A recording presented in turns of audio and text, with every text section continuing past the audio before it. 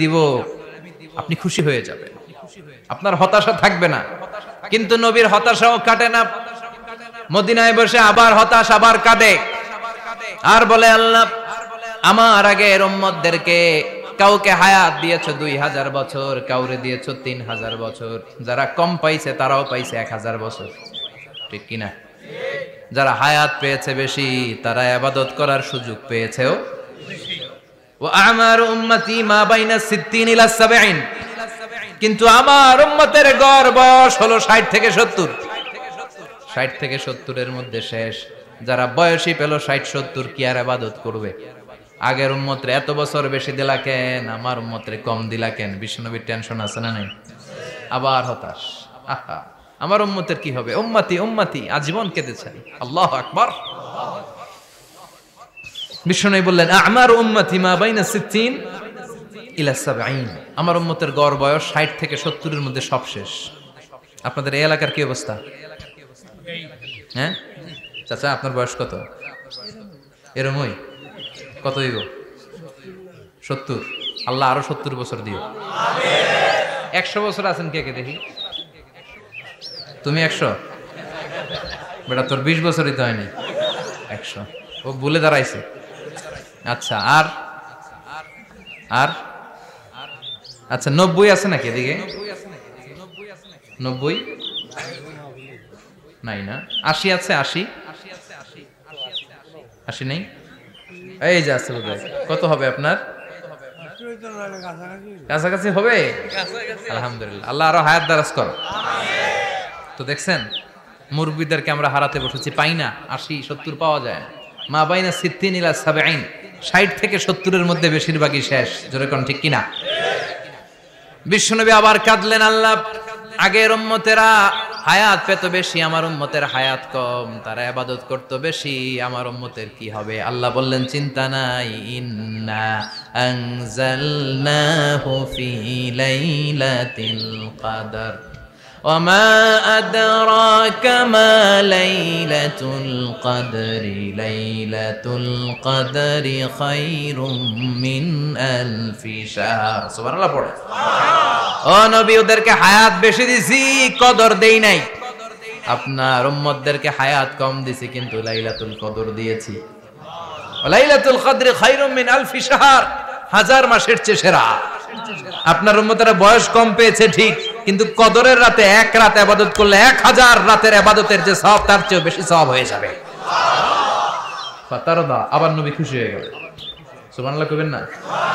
যেখানে নবীর মন খারাপ, নবীর মন ভালো করে দেয় কে? এরপর একটার পর একটা বিজয় বিশ্বনবীকে দিল কে? বদরের বিজয় দান করলো কে? আমাদেরকে বিজয় দেয় কে? বদরের বিজয়, উহুদের বিজয়, মক্কা বিজয়। সুবহানাল্লাহ পড়ে। মক্কা বিজয় হওয়ার পরে বিশ্বনবী গণধর্ষণ করছে নাকি?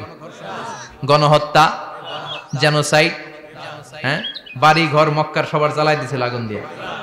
কি করছিলেন? ক্ষমা।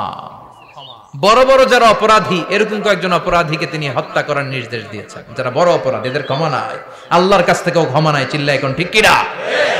বাকি সবাইকে বললেন লা তাসরিবা আলাইকুমুল ইয়াউম ইযহাবু আনতুমুত তুলাকা, কোনো আক্রোশ নাই, যাও মিয়া, সব মাফ করে দিলাম। বিশ্বনবীর এই মাফের ঘটনায় ঐতিহাসিকরা অবাক হয়েছে, যেটা কেমন নবী, কেমন লোক, যাকে অত্যাচার করলো, মারলো, ভিটেমাটি ঝাড়া করলো, উনি যখন ওই এলাকায় বিজয়ীর বেশে আসলেন, প্রতিশোধ না নিয়ে ক্ষমা করে দিলেন। In the long history of the world, there is no instance of magnanimity and forgiveness which was shown by the last messenger Muhammad, when all of his enemies laid under his feet and he forgave them one and all. পৃথিবীর ইতিহাসে ক্ষমার এরকম নিদর্শন কেউ দেখাতে পারে নাই, যেটা দেখিয়েছিল শেষ নবী মুহাম্মদ সাল্লাল্লাহু আলাইহি ওয়াসাল্লাম। তার সব শত্রুরা পায়ের নিচে চাইলে পিষে মারতে পারতেন, সবাইরে তিনি না মেরে ক্ষমা করে দিলেন। ওরা আমাদেরকে মানবতার কথা শিখায়, ওরা আমাদেরকে গণতন্ত্র শিখায়, ওরা আমাদেরকে শান্তির কথা শিখায়। ওরা ইরাক যুদ্ধে মেরেছে লক্ষ লক্ষ, আফগান যুদ্ধে মেরেছে লক্ষ লক্ষ, প্রথম বিশ্বযুদ্ধে, দ্বিতীয় বিশ্বযুদ্ধে এরা দেদারসে পাখির মতো মারে, এখনো মারে। এজন্য তোদের মুখে শান্তি আর মানবাধিকারের কথা মানায় না। শান্তি আর মানবাধিকারের কথা মানায় বিশ্বনবীর মুখে। যিনি শান্তি কাকে বলে, মানবাধিকার কাকে বলে গোটা বিশ্বের মানুষের চোখে আঙ্গুল দিয়ে শিখিয়ে গিয়েছেন। একটার পর একটা বিজয় দান করে বিশ্বনবীরে খুশি করলো কে? এরপর আল্লাহ বললেন নবী এখানেই শেষ না, আতি মুহাম্মাদানিল ওয়াসিলাতা ওয়াল ফাদিলা, আপনারে ওয়াসিলা দিলাম, ফাজিলাত দিলাম, ওয়াবা'আথহু মাকামান মাহমুদা, এমন একটা জায়গা দিলাম যেই জায়গার উপর জায়গা নাই। মাকামে মাহমুদের উপর কোনো জায়গা আছে? একটা আছে, আল্লাহর আরশ। ওইটার পরে খালি একটা ক্লাস, ওই ক্লাসটা কার? তার মানে আল্লাহর পরেই আল্লাহ বিশ্বনবীর স্থান দিলেন, সৃষ্টির মধ্যে শ্রেষ্ঠ করে দিলেন। সুবহানাল্লাহ পড়েন। এরপরও বিশ্বনবী আশ্বস্ত হতে পারেন না, বিশ্বনবীর হতাশা কাটে না। আল্লাহ বললেন নবী উম্মত নিয়ে ভাবার দরকার নাই, ইন্না আ'তাইনাকাল কাউসার ফাসাল্লি লিরাব্বিকা ওয়ানহার ইন্না শানিআকা হুয়াল আবতার। ও নবী আমি আপনার হাউজে কাউসার দান করেছি, আপনার যে উম্মত ইসলামটা যেমন যেমন ছিল তেমন তেমন যারা পালন করেছে তাদেরকে হাউজে কাউসার দিবে কে? বিশ্বনবী হাউজে কাউসার পিলাবে, উম্মতরা খেয়ে প্রশান্ত। এটা দুধের চেয়েও সাদা, সুবহানাল্লাহ পড়েন, বরফের চেয়েও ঠান্ডা, আবরাদ মিনাস সালজ আহলা মিনাল আসাল, মধুর চাইতেও মিষ্টি, আবিয়াদ মিনাল লাবান, দুধের চাইতে সাদা, আবরাদ মিনাস সালজ, বরফের চাইতেও ঠান্ডা। মান শারিবা মিনহা শুরবা লাম ইয়াজমা আবাদা, একবার যে এক ঢোক এই কাউসারের ড্রিঙ্কস খাইতে পারবে আজীবনের জন্য গলার তৃষ্ণা মিটে যাবে। He will never be thirsty again, আর জীবনে তৃষ্ণা পাবে না। ফাতারদা, বিশ্বনবী এই সুসংবাদ শুনে আবার খুশি হলেন। ওয়ালা সাউফা ইয়াতিকা রাব্বুকা। এবার হাসরের ময়দানে বিশ্বনবীর কান্না দেখে কে? ওইখানে আবার চিন্তিত, আমাদের জন্য, আমার জন্য, আপনার জন্য, আমাদের জন্য নবী কাঁদবেন। বিশ্বনবী সিজদায় পড়ে কাঁদবেন। বিশ্বনবী সাইয়েদনা জিবরাইল রে বলবেন, ইয়া জিবরাইল ইযহাব ইলা মুহাম্মদ ওয়াসআলহু মা ইউবকিকা, যাও নবীরে জিজ্ঞেস করো নবী আপনি কাঁদেন কেন? বিশ্বনবী তখনও মাথা উঠাবেন না, জিবরাইলের উত্তর দিবেন সিজদায় পড়ে থেকে। সিজদা থেকে আওয়াজ করে বলবেন উম্মতি উম্মতি উম্মতি। সুবহানাল্লাহ পড়েন। কি নবী এটা? উম্মতি, আমার উম্মতের কি হবে? উম্মতের কি হবে? আবার আল্লাহ জিবরাইলকে পাঠিয়ে বললেন, ও জিবরাইল যাও আমার নবীরে বলো, ইন্না সানুরদিকা ফি উম্মতিকা ফালা নাসুকাল ইয়াউম।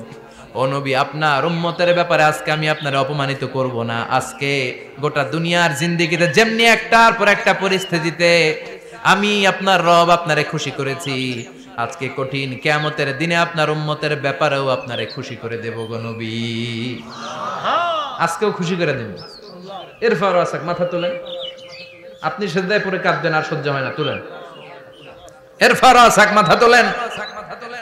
সাল তুতা, নবী যা চাইবেন আজকে দিমু। ইশফা তুশাফার, যার জন্য সুপারিশ করবেন আজকে কবুল করে নেব। ওয়ালা সাউফা ইয়াতিকা রাব্বুকা, অচিরেই আপনাকে খুশি করে দেয়া হবে। এরপর নবী আশ্বস্ত হন না। এবার জান্নাতীদেরকে নিয়ে বিশ্বনবী বিশাল একটা পতাকা ধরবেন। ওই পতাকার মধ্যে লেখা থাকবে আলহামদু। কি থাকবে? জোরে কোন আলহামদুলিল্লাহুল হামদ। এবার এই পতাকাটা নিয়ে বিশ্বনবী ছুটবেন জান্নাতের দিকে। বিশাল জান্নাতের দরজার সামনে আসবেন। ইন্নাল মিসরাঈন মিন মাসারি'আল জান্নাহ মা বাইনা মাক্কা ওয়া হাজার। সৌদি আরবের মক্কা শহর থেকে বাহরাইনের হাজার শহর যত লম্বা, জান্নাতের এক একটা দরজা ঠিক তত লম্বা। ওই দরজায় যে বিশ্বনবী নক করবেন এরকম, আউয়ালু মান কারাআ বাবাল জান্নাহ, সর্বপ্রথম জান্নাতে নক করার সাথে সাথে ফাফুতিহা বাবুল জান্নাহ, জান্নাতের দরজা খোলা হবে। ফেরেশতারা বলবে মান আনতা, কে আপনি? বিশ্বনবী বলবেন আনা মুহাম্মদ সাল্লাল্লাহু আলাইহি, আমি মুহাম্মদ। ফেরেশতারা বলবেন আপনার জন্যই দাঁড়ায় আছে। আল্লাহ বলে দিয়েছে আপনার আগে কারোর জন্য যেন এই দরজা খোলা না হয়। ওয়ালা সাউফা ইউতিকা রাব্বুকা ফাতারদা, ও নবী অচিরে এমন এমন জিনিস আপনারে দান করব, এগুলো পেয়ে আপনি খুশি হয়ে যাবেন। চিল্লায় পড়েন আল্লাহু আকবার। এরপরে বিশ্বনবীর আল্লাহ তিনটা অনুগ্রহের কথা স্মরণ করায় দিচ্ছেন। আলাম ইয়াজিদকা ইয়াতীমান ফাআওয়া, বিশ্বনবীকে তিনটা অনুগ্রহের কথা স্মরণ করায় দিচ্ছে কে? এরপরে তিনটা কর্মসূচি দিবে, শুনবেন? কষ্ট হচ্ছে? শেষ করে দেই। তিনটা অনুগ্রহ কয়টা? এরপরে কর্মসূচিও 3টা, যেরকম কয়টা? অনুগ্রহ নাম্বার 1, আলাম ইয়াজিদিকা ইয়াতীমান ফাআওয়া, ও নবী আমি কি আপনার ইয়াতীম অবস্থায় পাই নাই, তারপরে লালন পালনের ব্যবস্থা কি করি নাই? বিশ্বনবীর আশ্বস্ত করে বলতেছে, নবী আপনি ছিলেন ইয়াতীম, কি ছিলেন? ইয়াতীম। তো আমি তো আপনার লালন পালনের ব্যবস্থা করে দিয়েছি, যেখানে আপনার বিপদ ওইখানে তো আমি আছি, তো হতাশ হন কেন? হতাশ হওয়া যাবে না, নিরাশ হওয়া যাবে না, হাল ছাড়া যাবে না, ভরসা রাখতে হবে কার উপর? আল্লাহ। বিশ্বনবী ইয়াতীম ছিলেন জানেন সবাই? মায়ের পেটে থাকতেই বাবা নাই, 6 বছর বয়সে মা নাই, দাদার কাছে মানুষ হলেন, 8 বছর বয়সে দাদাও নাই, চাচার কাছে মানুষ হলেন, তার মানে ইয়াতীম ছিলেন, ঠিক কিনা? আপনি ইয়াতীম ছিলেন, আমি আপনার আশ্রয় দিয়েছি। এরপর আল্লাহ 2 নাম্বার অনুগ্রহের কথা বললেন, ওয়া ওয়াজাদাকা দাল্লান ফাহাদা, ও নবী আপনাকে আমি পথহারা পথিকের মতো ঘুরতে দেখেছি, তারপরে সঠিক পথ দেখিয়ে দিয়েছি। ওয়াজাদাকা দাল্লান, আমি আপনারে গোমরা অবস্থায় পেয়েছি, এরকম বলা যাবে? বিশ্বনবী কি 40 বছর বয়সের আগে গোমরা ছিলেন? না, he was searching the right path and Allah guided him to the truth way, to the correct way. উনি পথ খুঁজছিলেন, আমি যাব দেবিদ্দার, কি রে পথ এইটা না ওইটা? আল্লাহকে ওইটা না এটা দিয়ে যাও, ওইটা দিয়ে যাও না এটা দিয়ে যাও, সুবহানাল্লাহ পড়েন। পথ খুঁজছিলেন, এইটা যাব না ওইটাই, কোনটা আমার পথ, এইটা না ওইটা? ফাহাদা, আল্লাহ বললেন এইটা না ওইটাই চলো, সুবহানাল্লাহ পড়েন। আমাদেরকে পথ দেখায় কে? আমি যদি কোনদিন পথ ভুলে যাই, হাতছানি দিয়ে কাছে নিও, মমতার বন্ধনে আমায় বেঁধে সব ভুল ক্ষমা করে দিও, পড়েন আমিন। আমরা পথ হারালে পথ দেখায় কে? আবার তাফসিরে এসেছে আপনি হারিয়ে গিয়েছিলেন, আমি আপনাকে ফিরিয়ে দিয়েছি। পাহাড়ি কোন একটা রাস্তায় বিশ্বনবী ছোটবেলা হারিয়ে গিয়েছিলেন, আল্লাহ তাআলা বিশ্বনবীকে আবার চাচার কোলে ফিরিয়ে দিলেন। এই বর্ণনাটা দুর্বল, সঠিক মত হচ্ছে বিশ্বনবী পথ খুঁজছিলেন, সঠিক পথ, আল্লাহ বিশ্বনবীকে সঠিক পথ দেখালেন, সুবহানাল্লাহ পড়েন। 3 নাম্বার অনুগ্রহ, ওয়াজাদাকা আইলান ফাআগনা, আপনি ছিলেন নিঃস্ব, টাকা পয়সা ছিল না। তাফসিরে এসেছে ফাআগনা বিখাদিজা, খাদিজার মাধ্যমে আমি আপনারে ধনী বানায়া দিছি। বিশ্বনবীর কিন্তু টাকা পয়সা ছিল না জানেন, ছাগল চড়াতো, কাউবয়, মা মিন নাবিয়্যিন ইল্লা রাআল গানাম, ছাগল চড়াতেন। এরপরে খাদিজাতুল কুবরার স্টাফ হিসেবে, কর্মচারী হিসেবে ক্যারিয়ার শুরু করলেন। এরপর বিজনেস ম্যাগনেট হিসেবে শুরু করলেন। খাদিজাতুল কুবরার সাথে যখন বিয়ে হয়ে গেল, খাদিজাতুল কুবরা তাহেরা ওনার সব সম্পদের মালিক বিশ্বনবীরে বানায় দিলেন। আল্লাহ বলেন তোমার তো কিছু ছিল না নবী, খাদিজার মাধ্যমে বিয়ে পড়িয়ে দিয়ে আমি তোমারে ধনী বানিয়ে দিলাম। 3টা অনুগ্রহের কথা স্মরণ করালো কে? আল্লাহ। 3টা অনুগ্রহের কথা স্মরণ করিয়ে দিয়ে এবার বিশ্বনবীর 3টা ওয়ার্ক প্ল্যান দিবেন। কয়টা ওয়ার্ক প্ল্যান? কয়টা কর্মসূচি? 3টা। শুনবেন? নাম্বার 1, আল্লাহ বললেন ফাআম্মাল ইয়াতীমা ফালা তাকহার, ও নবী প্রথম কর্মসূচি খবরদার এতিমের সাথে কবু খারাপ আচরণ করবেন না, কারণ আপনি নিজেই এতিম ছিলেন। নিজে কি ছিলেন? কথা কন। এতিমে এলাকায় আসেনি? এতিমরা সমাজের সবচেয়ে সুবিধা বঞ্চিত মানুষ, এতিমের সাথে খারাপ আচরণ করবেন না। বিশ্বনবী বলতেন, এদিকে তাকান, আঙ্গুলের দিকে তাকাইছেন, আনা ওয়া কাফিলুল ইয়াতীমি হাকাদা ফিল জান্নাহ, আমি এবং এতিমের রক্ষণাবেক্ষণকারী লালন পালনকারী একসাথে এইভাবে জান্নাতে থাকবে। এতিমের পালনকারী আমার প্রতিবেশী হবে, আর লালন পালন করবে তো দূরের কথা, এতিমের মাল খাইয়া শেষ। আছে না নাই? ইন্নাল্লাযীনা ইয়াকুলুনা আমওয়ালাল ইয়াতামা যুলমান ইন্নামা ইয়াকুলুনা ফি বুতুনিহিম নারা ওয়া সায়াসলাউনা সাঈরা। তুই এতিমের মাল খাস, তুই এতিমের সম্পদ খাস নাই, তুই জাহান্নামের আগুন পেটে ঢুকিয়েছিস। এতিমের সম্পদকে সে রক্ষণাবেক্ষণ করে দিয়ে এতিমের একটা ব্যবস্থা করে দিবে, ওইটা না, এতিমের সম্পদ মাইরা খায়া ফেলায়। তুমি এতিমের সম্পদ খাও নাই, তুমি জাহান্নামের আগুন পেটে ঢুকিয়েছ। এতিমকে ভালোবাসবেন, এতিমরে ভালোবাসা মানে নবীরে ভালোবাসা, কারণ আমার নবী এতিম ছিল, ঠিক কি না? এতিমের মাথায় হাত বুলিয়ে দিবেন। আল মাসহু, খেয়াল করেন, আল মাসহু আলা রাসিল ইয়াতীম ইউজিলু কাসওয়াতাল কলব, এতিমের মাথায় হাত বুলিয়ে দিলে হৃদয়ের কাঠিন্যতা দূর করে দেয় কে? আল্লাহ। এক সাহাবী এসে বললেন, ইয়া রাসূলুল্লাহ, জাআ রাজুলুন ইলা রাসূলিল্লাহ, ওয়ায়াশতাকি কসওয়াতাল কলব। এক লোক এসে বলে, নবী আমার হৃদয়টা বড্ড শক্ত, হৃদয় নরম হয় না, এমন কিছু আমারে শিখিয়ে দেন যাতে হৃদয়টা নরম হয়ে যায়। বিশ্বনবী বললেন, তোমারে 3টা কাজ করতে বলবো। 1, এর হামিল ইয়াতিম, এতিমের প্রতি রহম দিল হও। 2, আমসাহ আলা রাসি, এতিমের মাথায় হাত বুলিয়ে দাও। 3, আতইম তাআমাকা মাআহু, তোমার খাবার তার সাথে শেয়ার করো। ইয়ালিনু কলবুক, তোমার হৃদয়টা নরম হয়ে যাবে। অনেকে আছে দোয়া করলে চোখ দিয়ে পানি বের হয় না, আসরা নাই।